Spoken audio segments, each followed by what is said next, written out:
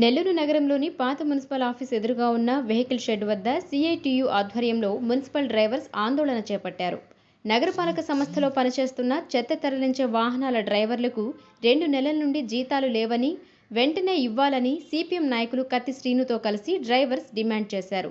ఇంటి అద్దెలు, ఈఎంఐలు, పిల్లల ఫీజులు మొదలగు అవసరాలు చాలని జీతాలతో అవస్థలు పడుతున్నారని ఆగ్రహం వ్యక్తం చేశారు. దీంతో నగరంలో చెత్త తరలించే వాహనాలు నిలిచిపోయాయి.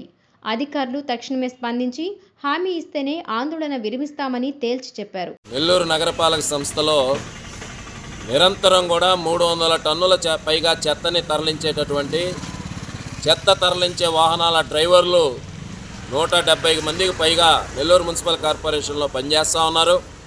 వీరందరూ నిరంతరం కూడా మలినాల మధ్య చెత్తా చెదారాలు, అనేక వైరస్లు తమ ట్రక్కులో వేసుకొని రోజు వాటి మధ్య పనిచేసేటటువంటి డ్రైవర్లు వీళ్ళ ఆరోగ్యాలని పనంగా పెట్టి వీళ్ళకి అనేక రకాలైనటువంటి అనారోగ్యాలు, ఇబ్బందులు ఇవన్నీ ఎదురవుతున్నా కానీ వాటిని ఏమీ కూడా లెక్క చేయకుండా ప్రజలకి సేవ చేస్తూ పనిచేస్తున్నటువంటి మున్సిపల్ డ్రైవర్లకి 2 నెలల నుంచి జీతాలు లేకపోవడం తీవ్రంగా విచారించాల్సినటువంటి విషయం.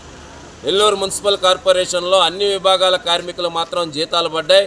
కేవలం మున్సిపల్ డ్రైవర్లకు మాత్రం ఈరోజు అధికారుల యొక్క నిర్లక్ష్య వైఖరి కారణంగా డ్రైవర్లకు జీతాలు పడలేదు. చాలినటువంటి జీతాలతో కుటుంబ అవసరాలు తీరక అప్పులు, అతుకులు, గతుకులతో బతికేటటువంటి డ్రైవర్లకి 1 నెల జీతం ఆగినా ఆ కుటుంబం ఎంత సఫర్ అవుతుందో ఈ యొక్క అధికారులకి అర్థం కావడం లేదు. దానికి నిరసనగానే ఈరోజు ఇక్కడ ఈ యొక్క నిరసన ధర్నా కార్యక్రమాన్ని చేపట్టాం.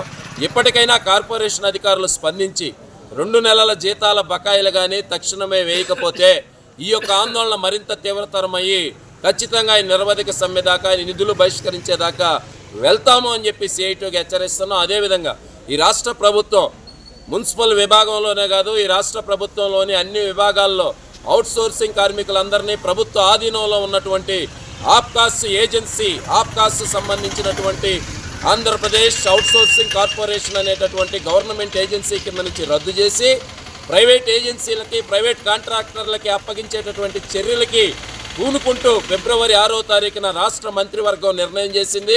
ఇప్పటికే రాష్ట్ర ప్రభుత్వంలోని అనేక విభాగాల్లోని కార్మికులు తమ నిరసనని, తమ యొక్క అసంతృప్తిని అనేక నిరసనల రూపాల ద్వారా తెలియజేస్తూ ఉన్నారు. అయినా కానీ ప్రభుత్వం పట్టనట్టు వ్యవహరిస్తూ ఉంది. ఒకటే చెప్తున్నాం, ఈ కూటమి ప్రభుత్వానికి ప్రభుత్వ ఉద్యోగులతో, ప్రభుత్వ కార్మికులతో పెట్టుకున్న ఏ ప్రభుత్వాలు కూడా మనుగడలో నిలబడినటువంటి పరిస్థితి, చరిత్ర గతంలో ఒక్కసారి పునరావృతం చేసుకోండి, గుర్తు పెట్టుకోండి అని చెప్పి చెప్తా ఉన్నాం. కాబట్టి కావాలంటే ఆప్కాస్ నుంచి మరో మెట్టు పెంచి టైం స్కేలో పర్మనెంట్ అటువంటివి చేయాలి తప్ప ఉన్నటువంటి ఈ ఆప్కాస్ ఏజెన్సీ నుంచి ప్రైవేట్ ఏజెన్సీలకు అప్పగిస్తాం, కాంట్రాక్టర్లకు అప్పగిస్తామంటే ఒప్పుకునే సమస్య లేదు. నిరవధికంగా అయినా ఎంతటి పోరాటకానికైనా సిద్ధపడి సిఐటియుగా పోరాడతాం. మున్సిపల్ కార్మికులను పర్మనెంట్ చేసేంత వరకు మా పోరాటం కొనసాగిస్తామని చెప్పి ఈ సందర్భంగా తెలియజేస్తున్నాం.